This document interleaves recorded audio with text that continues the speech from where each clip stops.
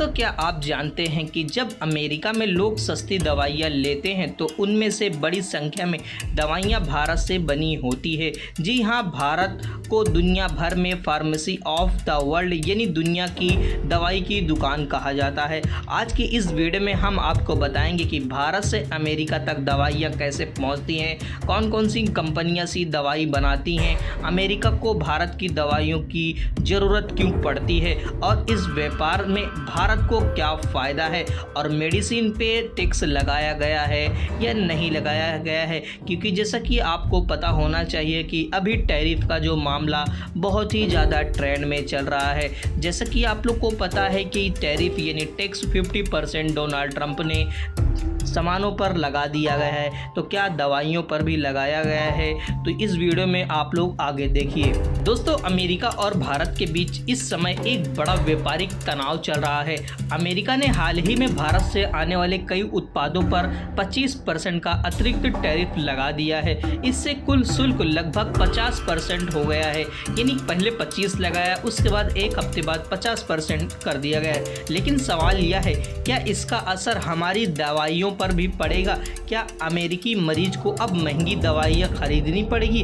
अगर टैरिफ दवाओं पर लगा तो भारत की अर्थव्यवस्था और अमेरिका की हेल्थ केयर दोनों का क्या होगा? आइए इस वीडियो के माध्यम से पूरा समझते हैं कि अमेरिका की क्या हालात होगी और कितने अरब का हिंदुस्तान से अमेरिका मेडिसिन जाती है यानी दवाइयाँ को सप्लाई किया जाता है। तो इस वीडियो के अंदर हम ये समझेंगे कि किसको ज़्यादा नुकसान होगा, अमेरिका या भारत को। तो चलिए आज की इस वीडियो को शुरू करते हैं बिना किसी देरी के। दोस्तों, आगे जानने से पहले आप लोग ये समझ लें टैरिफ यानी होता क्या है। टैरिफ एक तरीके का टैक्स होता है, एक तरीके का टैक्स होता है जो किसी देश के बाहर आने वाले सामान पर लगाया जाता है। अपने उद्देश्य आयोग की विदेशी प्रतिष्ठा से बचाना और कभी कभी राजनीतिक दबाव भी बनाना होता है। अमेरिका ने पहले चीन, मेक्सिको, यूरोपीय संघ या हथियार इस्तेमाल किया, अब बारी आती है भारत की। भारत में दरअसल अमेरिका का दवा की भारत से आने वाली कई उत्पाद अमेरिका निर्माताओं को नुकसान पहुंचा रहे हैं। इसलिए ट्रंप प्रशासन ने अगस्त 2025 में ये बहुत बड़ा फैसला लिया। दवा फैक्ट्री पैकेजिंग, अमेरिका के अस्पतालों के विजुअल। अब आते हैं असली सवाल पर, दवाइयों का क्या? दोस्तों, अमेरिका में भारत की दवाओं की बहुत ही बड़ी भूमिका है। भारत अमेरिका में इस्तेमाल होने वाली जेनरिक दवाइयों का लगभग 47% सप्लाई करता है। कुछ कैटेगरी में यह हिस्सा और भी ज़्यादा है। यहाँ पर बात करें कि कौन सी मेडिसिन भारत से अमेरिका में ज़्यादा सप्लाई होती है। सबसे ज़्यादा सप्लाई होती है यहाँ पे मानसिक स्वास्थ्य की दवाइयाँ, जो कि 62% पे यहाँ से हिंदुस्तान से अमेरिका में जाती है। सेकंड पे आता है ब्लड प्रेशर कंट्रोल, जो कि 60% दवाइयाँ यहाँ से वहाँ जाती हैं।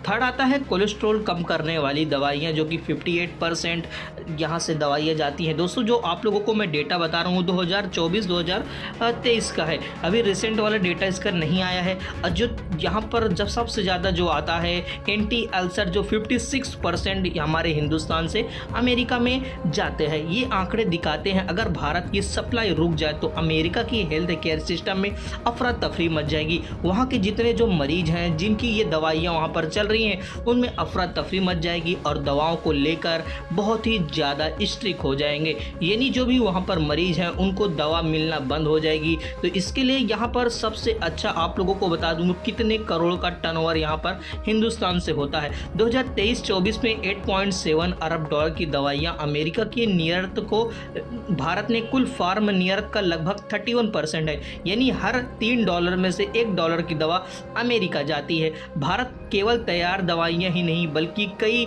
एक्टिव दवाइयाँ भी भेजता है, जिनका इस्तेमाल अमेरिका में दवाइयाँ बनाने में भी होता है। यहाँ पर जो केमिकल्स हैं यानी जो दवा में मिलाए जाते हैं सामान वगैरह, उसको भी अमेरिका में भेजा जाता है। यानी खाली टेबलेट को तैयार करके नहीं भेजा जाता, और भी काफ़ी सारे दवाइयाँ बनाने के लिए जो भी सामान यूज़ होते हैं वो सब भी हम इंडिया से यहाँ पर अमेरिका में ट्रांसफ़र किए जाते हैं, यानी उनको एक ट्रांसपोर्ट के जरिए उनको भेजा जाता है। बात ये समझ ले, अच्छी खबर ये है कि जो फार्मा सेक्टर को इस टैरिफ से छूट मिली है, मतलब दवाइयों पर जो 50% का टैक्स लगाया है यानी शुल्क लगाया गया है, तो उसको मेडिसिन पे नहीं लगाया, क्योंकि अमेरिका जानता है कि अगर उसने दवाइयों पर टैरिफ लगाया तो मरीजों को महंगी दवाइयाँ खरीदनी पड़ेगी, हेल्थ केयर सिस्टम पर दबाव बढ़ेगा और कुछ मामले में जानलेवा स्थिति भी बन सकती है। लेकिन यह छूट स्थानीय नहीं है। अमेरिका ने संकेत दिया है कि आने वाले सालों में विशिष्ट दवा कैटेगरी पर टैरिफ लगा दिया जाएगा, यानी जो और दवाइयाँ कम यूज़ है वो अमेरिका में उस पर टैरिफ यहाँ पर लगा दिया जाएगा, यानी जो ज़्यादा यूज़ है उस पर टैरिफ अभी नहीं लगाया गया है। कोई भी अभी मेडिसिन पर टैरिफ या टैक्स को नहीं लगाया गया है, क्योंकि यहाँ पर अमेरिका को भी ज़्यादा नुकसान हो जाएगा। यहाँ पर हिंदुस्तान में तो नुकसान होगा ही, लेकिन वहाँ पर अमेरिका में मरीजों को सबसे ज़्यादा तकलीफ हो जाएगी, उनको मेडिसिन वहाँ पर वो नहीं मिलेगी और जो मेडिसिन मिलेगी उसकी प्राइसेस बहुत हाई लेवल पर हो जाएंगी। दोस्तों, डोनाल्ड ट्रंप ये समझते हैं कि आज के दौर में दवाइयाँ सिर्फ व्यापार नहीं बल्कि इंसानी जिंदगी का सवाल है। भारत और अमेरिका दोनों के लिए जरूरी है कि फार्मा व्यापार को राजनीतिक और टैरिफ युद्ध में बचाकर रखा जाए। फिलहाल तो राहत है कि दवाइयों पर टैरिफ नहीं लगा, लेकिन यह राहत यहाँ पर अस्थायी हो सकती है। अगर भविष्य में टैरिफ लागू हुआ तो इसका असर दोनों देशों के जनता पर सीधा असर पड़ेगा, क्योंकि दवाइयाँ महंगी हो जाएंगी। हर जगह अमीर गरीब लोग होते हैं। अगर यहाँ से दवाइयाँ जो भी 100 रुपये में भेजी जाएंगी तो वहीं अमेरिका में पहुँचने के बाद वो दवा 120 रुपये का बिकेगी। तो अभी तक मेडिसिन को लेकर कोई भी ऐसी नोटिफिकेशन नहीं आई है कि उस पर टैरिफ लगा दिया गया है, टैक्स लगा दिया गया है, क्योंकि हिंदुस्तान से बहुत ही ज़्यादा तादाद में अमेरिका में जो दवाइयाँ हैं वो भेजी जाती हैं। तो इस पर कोई प्रक्रिया भी निकल कर नहीं आ रही है। तो अगर कोई प्रक्रिया निकल कर आती है तो मैं इसी चैनल पर आप लोगों को यहाँ पर वीडियो जारी कर दूंगा। तो दोस्तों, अगर चैनल पर नए हैं तो चैनल को सब्सक्राइब कर लीजिएगा। चलिए आज की इस वीडियो में इतना ही, मिलेंगे बहुत जल्द नेक्स्ट वीडियो में।